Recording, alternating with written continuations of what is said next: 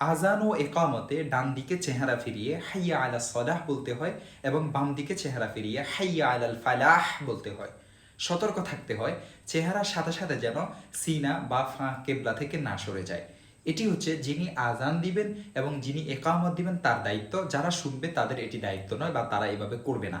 একামতে একবার ডানে চেহারা ঘুরিয়ে দুইবার হাইয়া আলা সলাহ বলতে হবে এবং আরেকবার বামে চেহারা ঘুরিয়ে দুইবার হাইয়া আলাল ফালাহ বলবে।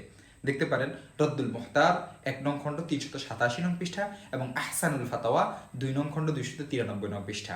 এর দলিল হলো সহিহ মুসলিমের এক দীর্ঘ হাদিসের মধ্যে এসেছে, সাহাবী আবু জুহাইফা রাদিয়াল্লাহু তাআলা আনহু বলেন, আমি তার অর্থাৎ বেলাল রাদিয়াল্লাহু তাআলা আনহুর ন্যায় আজানের মাঝে মুখ এদিক সেদিক অর্থাৎ ডানে বামে ফিরাই।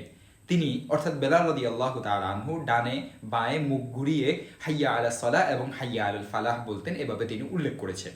দেখতে পারেন সহিহ মুসলিম হাদিস নং ৫০৩।